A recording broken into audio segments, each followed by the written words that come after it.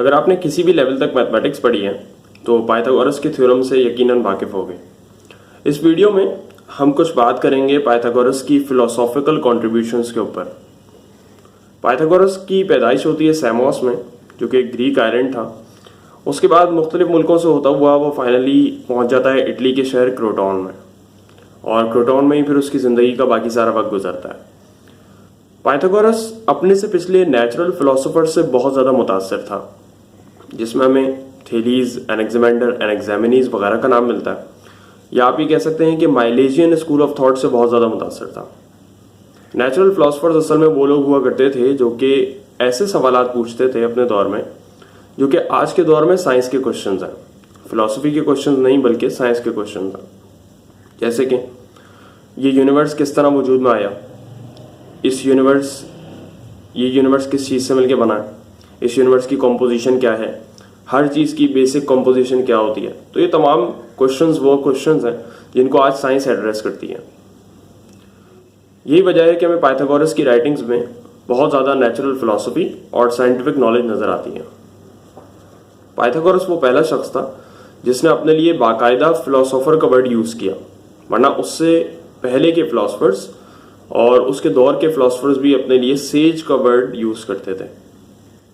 Pythagoras वो पहला शख्स था जिसने बाकायदा इस दुनिया में एक स्कूल की बुनियाद रखी।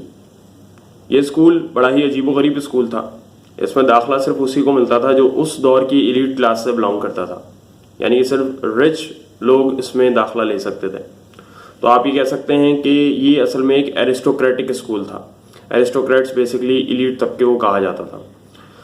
ये स्कूल इश्तराकियत के कवानीन पे काम करता था। इसका मतलब ये कि इस स्कूल में जो भी चीज़ें थीं वो इस स्कूल में पढ़ने वालों की और पढ़ाने वालों की इज्तिमाई मलकियत थी, सबकी मलकियत थी। इंडिविजुअल या प्राइवेट प्रॉपर्टी का कोई कॉन्सेप्ट नहीं था। तो ये कहा जा सकता है कि ये स्कूल असल में एक एरिस्टोक्रेटिक कम्युनिस्ट स्कूल था। इस स्कूल के बारे में बहुत सारी बातें मशहूर हैं। बहरहाल इससे हमें ये बात पता चलती है कि जो पाइथागोरस था वो एरिस्टोक्रेट्स का अपने दौर में यानी एलीट क्लास का एक बहुत बड़ा हिमायती था, और उनके कल्चर की, उनकी वैल्यूज़ की, उनके थॉट्स की बहुत ज़्यादा हिमायत करता था, फेवर करता था।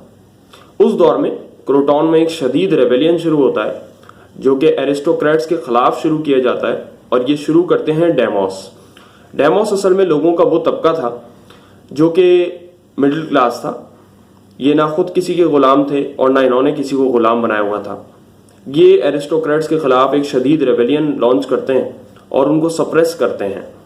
इसी दौरान क्योंकि पाइथागोरस भी एक बहुत बड़ा हिमायती था एरिस्टोक्रेट्स का, पाइथागोरस को भी बहुत ज़्यादा सप्रेस किया जाता है और इसके स्कूल को तबाह बर्बाद कर दिया जाता है।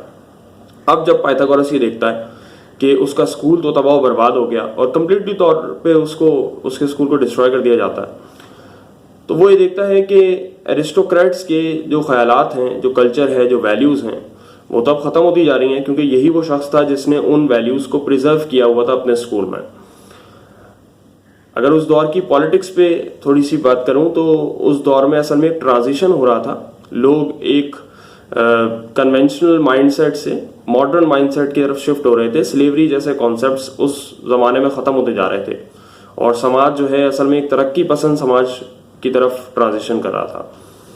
उस दौरान जब पाइथागोरस ये देखता है कि उसका स्कूल डिस्ट्रॉय हो गया, तो वो फिर एक सोसाइटी फॉर्म करता है एरिस्टोक्रेट्स के साथ मिलकर, और ये एक सीक्रेट सोसाइटी होती है। इस सीक्रेट सोसाइटी में सिर्फ एरिस्टोक्रेट्स को ही दाखिला दिया जाता है, और वो इस सीक्रेट सोसाइटी का सिंबल यूज़ करता है टेट्रैक्टिस। अब अगर आपको थोड़ा भी सीक्रेट सोसाइटीज़ का शौक़ है तो आप ये जानते होंगे कि इल्यूमिनाटी, फ्री मेसनरी या रोजी क्रूशेनिज्म, ये सोसाइटीज़ भी टेट्रैक्टिस को ही यूज़ करती हैं एज अ सिंबल। एक सोशल और पॉलिटिकल लीडर होने के साथ साथ पाइथागोरस एक रिलीजियस लीडर भी था। अपने दौर के ऑर्फिक रिलीजन से बहुत ज़्यादा इंस्पायर्ड था। यही वजह है कि हमें पाइथागोरियन स्कूल ऑफ थॉट में मिस्टिसिज्म का एक बहुत ही डोमिनेंट एलिमेंट मिलता है। पाइथागोरस ये कहता था कि मुझे खुद अपनी 4 ज़िंदगियाँ याद हैं, और इसका मतलब ये हुआ कि मरने के बाद की ज़िंदगी पर बल्कि कई ज़िंदगियों पर वो बिलीव करता था।